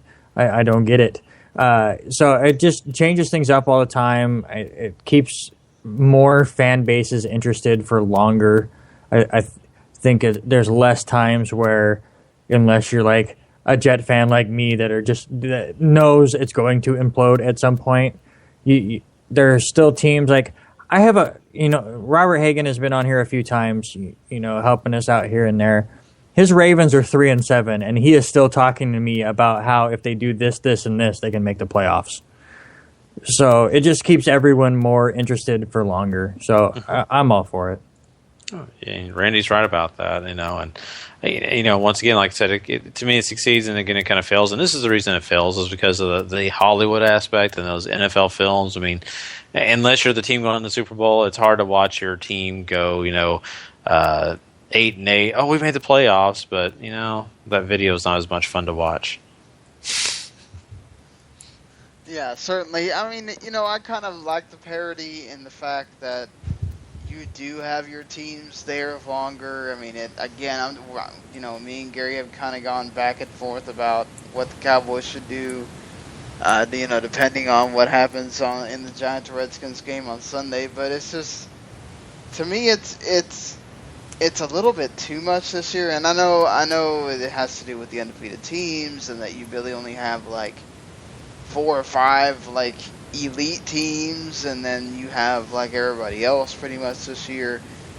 But I mean, it's going to be crazy who we're talking about possibly getting into the playoffs for like the whole rest of the season, honestly. And then we've seen teams get hot there at the end, and they win games they really shouldn't win at 7-9, 8-8, 7-8-1, all that kind of stuff. You know, it's absolutely amazing what happens sometimes. But I'll say the overall idea of the parody just this year, man, it's just been, I think, a little too crazy on that end, and you'd like to have seen a little bit more better teams overall. But yeah, so I mean, there is certainly 5 weeks left, and we could see that kind of even out as it goes through.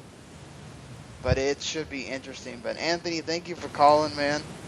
Oh, thank you guys for having me on. I've been, wanting to get on for a while, so it was really cool catching up with you guys. And I hope to, hear from you guys soon. And maybe we'll have like both of our teams in an NFC East playoff run. I can't believe I'm saying that from the looks of it in a couple of weeks, but we'll see what happens. And thanks again for having me on. All right, thanks, man. Okay. Well, college football, Randy. I mean, we had some big games already mentioned. The TCU game already happened. Quite a few other ones happened. We had Navy get beat by Houston, so Houston continues to roll through. But what about the huge amount of games happening on Saturday? It seems like every rivalry known to man is happening. Yeah, this is definitely rivalry weekend. We got a great preview of it on Friday.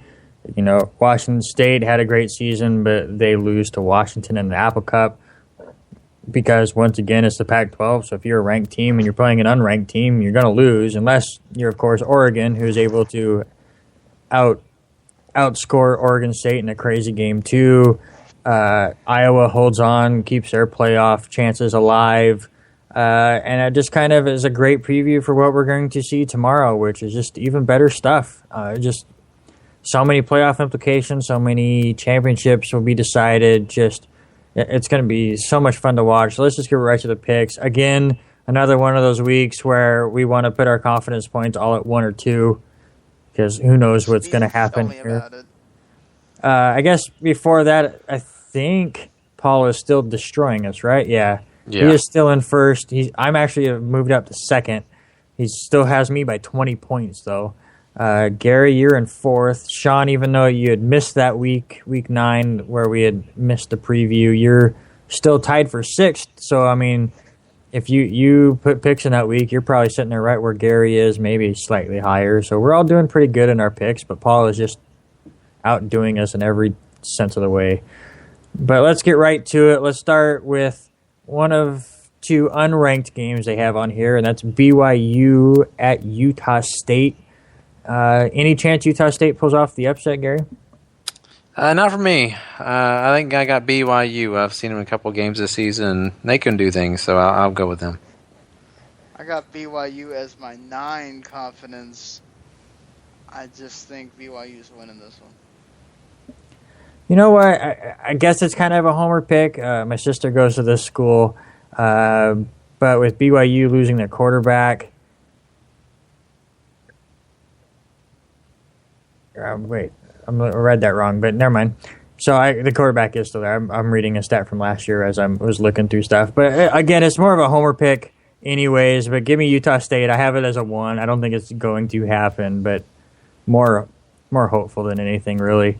Texas A&M at LSU. There's now reports out there that this will be Les Miles' last game for LSU. He's denying it, of course, but reports are that he was at a sponsor function and kind of gave hints that this would be it for him.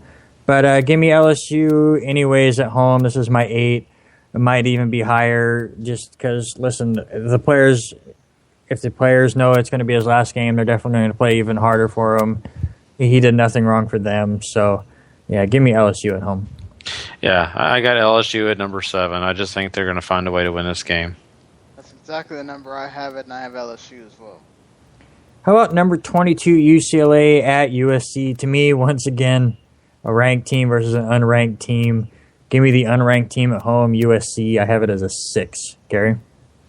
You know what? I'm going to go ahead and go with UCLA here. I don't know. I've seen USC a few times this year.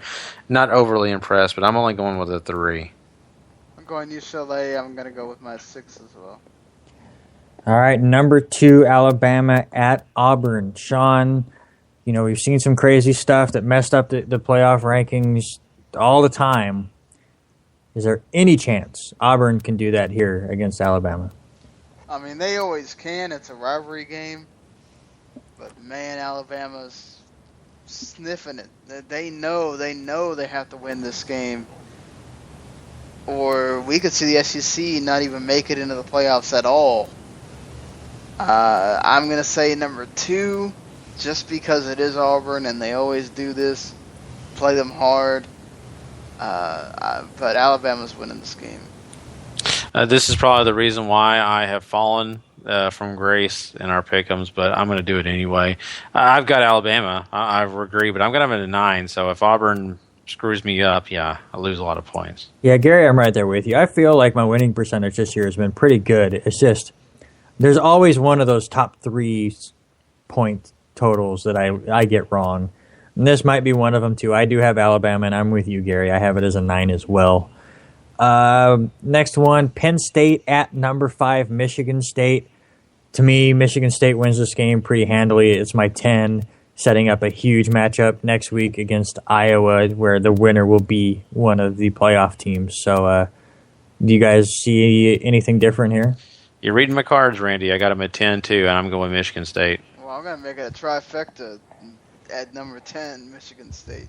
With that said, Penn State's going to win this in triple overtime and drive us all nuts.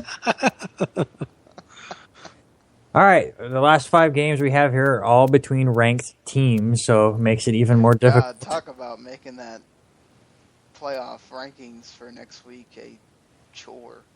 Yeah, I want to get to that once we're done here. But number 18, Ole Miss at number 21, Mississippi State. What a crazy matchup. Give me the home team. It's a 4 for me, only because there's a couple games that are even tougher to pick. I got Mississippi State in this game, and I got it as a 4 as well. Yeah, Mississippi State could definitely do it, and this was tough for me. It really was. I really didn't know what I wanted to pick or who I wanted to pick, but yeah, I'm going Mississippi State, and it is a 4 for me as well. All right, number 3, Oklahoma, which I'm still surprised they jumped that high, but that's okay. At number 11, Oklahoma State. I'll go to you first, Sean. Who gets this matchup? I got this as my 1. I've got Oklahoma, but man, I'm not too confident about it. Oklahoma State plays them tough, and it's in Stillwater. Oof. How do you feel, Gary? You know what? I just seen Oklahoma State lose in Stillwater. And, I don't know. I just don't see that they're going to be able to overtake what Oklahoma's done. Oklahoma's so hot right now. They're winning games and making things happen. So I really do feel like Oklahoma does end up winning this game. And I'm trying to see where I ranked them. I must have ranked them pretty high. This actually may be my 8. Yeah, I have Oklahoma too. It's not... I mean, I have it as a 7, but it's not like I'm very confident in it. There's just so many crazy matchups to try to figure out. I could definitely see Oklahoma State, getting the win here and making the college playoffs discussion even more crazy, whether you get them up there or not. But I'll take Oklahoma here. Your next one, number 8, Ohio State at number 10, Michigan. We've already said that we all believe Michigan State's going to easily handle Penn State, but if Penn State does win that game, then the winner of this game will play Iowa in the Big Ten championship and maybe find themselves in playoff talk if they do so as well. Sean, who do you have here? I got Ohio State. I have it as my 2 because Michigan's actually really good this year, and this is that ultimate rivalry game. I mean, who knows what can happen? It's in Michigan. I want to root for Michigan. I really, really do, and that's why I gave it to Ohio State at a number 1. I love how Gary just goes against this. I want to root for them, so I'm going against it. Well, I'm. It's at number 2 for me, but I will take Michigan at home for the mild upset.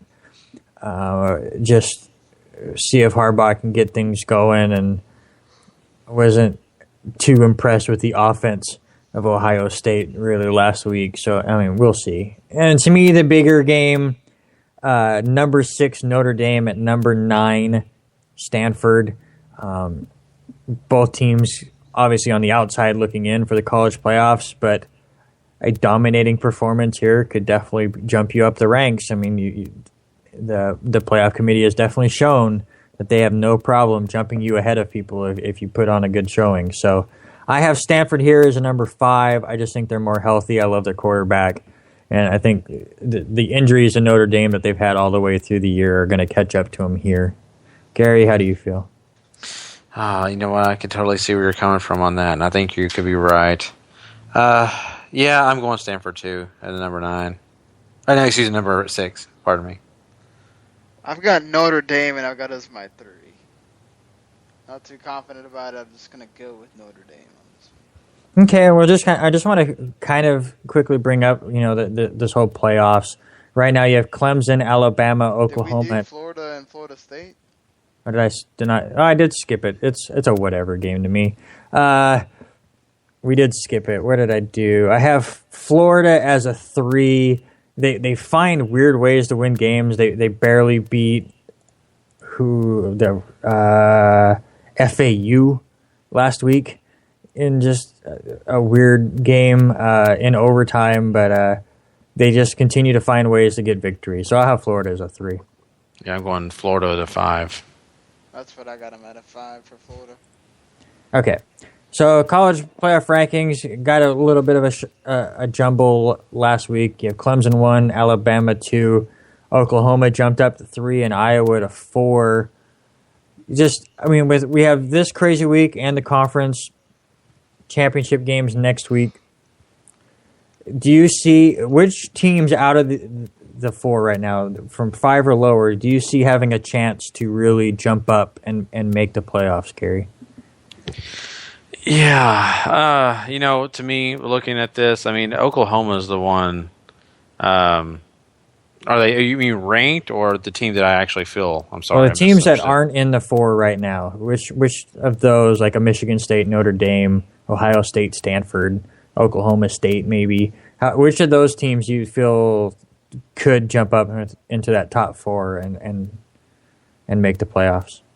I think Notre Dame possibly is the team just because they've had some success. I think OSU is going to be out of it soon. Don't forget that name is huge when it comes to... Yeah, no, yeah, exactly. That's another thing. I think they're going to continually keep them up there, even if they have some losses. If they're going to anything they can do to keep Notre Dame in relevancy. I'll tell you what, if Iowa loses that championship game, I would not be surprised at all if Notre Dame's number 4. Mm-hmm. Well, the only reason I would disagree with that, if Iowa loses that championship game, it's most likely to Michigan State, who would take their spot. Oh, that's right, yeah. It's true. But I don't know. Still, for me personally, out of the teams you just mentioned, Ohio State and all those games, I just Notre Dame's the team. The team I kind of worry about getting knocked out, and I'll see what you guys think, because this is more around your home area, is Oklahoma. This is their last game tomorrow. They don't have a conference championship. I know that definitely hurt Baylor and TCU last year. I think if they have a really close game against Oklahoma State and say they win by a last-second field goal or overtime, I see maybe Notre Dame taking their spot, either Iowa or Michigan State taking the third playoff spot, and then Notre Dame retaking Oklahoma. How do you guys feel about that? I think, Alabama needs to be careful with Florida, too, in the championship game. So that's possibly, Alabama maybe taking Florida lightly, and then you never know what happens in that game. The thing with Oklahoma, though, is they're such a powerhouse as far as the name and the coach being there and all that stuff that I think unlike Baylor and TCU, with people, no matter what their record is, people will say they're unproven. I think Oklahoma's such a huge name that, man, it's gonna take exactly what you said. It's gonna take a blowout by one of those teams, like a Michigan State or Notre Dame of Stanford or something like that, to really, really make them consider moving them, I think. Mm-hmm. Yeah, I'm with Sean on that too. Even if let's just say for some reason this year Texas is not thought, they're a money-making school, well known. They've had national championships. It's going to be hard for those voters to not select them to go. But when you're talking about those smaller Big 12 teams, it's just so hard. It's an uphill battle all the way to the end. But your scenario is completely right, though. I think when it comes to a team like Notre Dame. Yeah, I just want to see chaos, I think, going into all this. I always like that, especially when it comes down to a committee now. I would love to see North Carolina beat Clemson in the ACC championship game, which is more than possible. North Carolina is a very good team. I'd love to see Florida beat Alabama, maybe see Oklahoma State beat Oklahoma this week.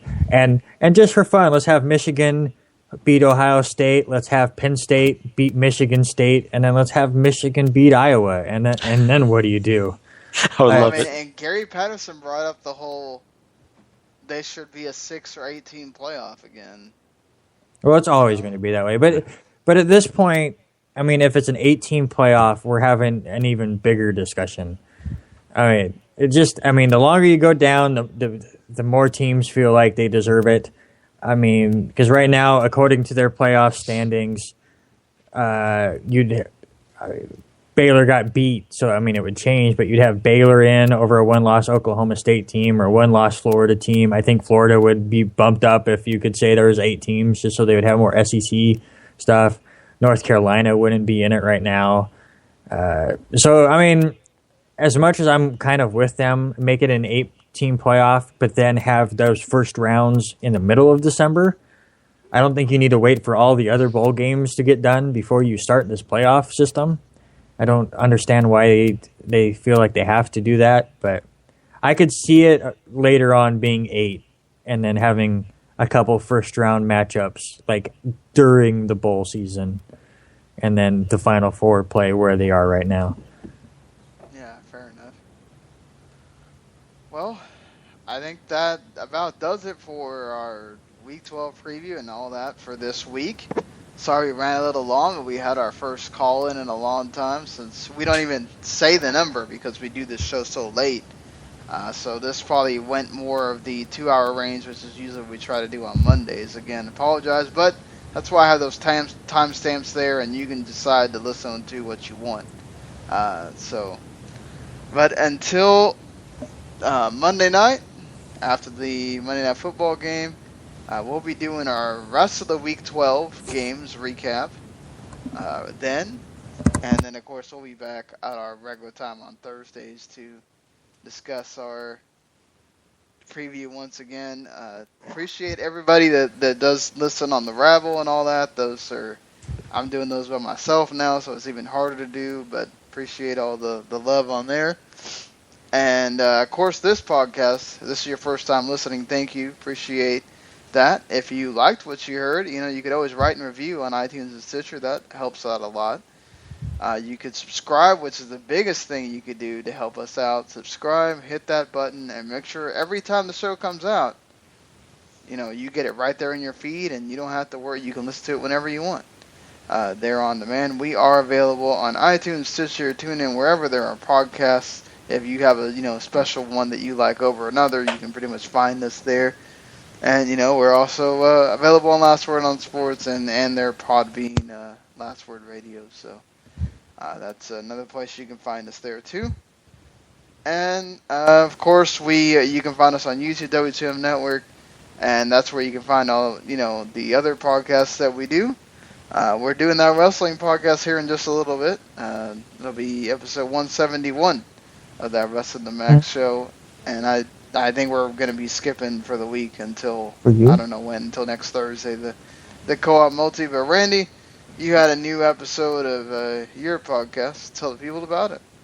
Yeah, definitely. If you like to listen to two nerds talk about video games, definitely check out backlogbusting.com. Our latest episode, we talk about the newer Twisted Metal remake.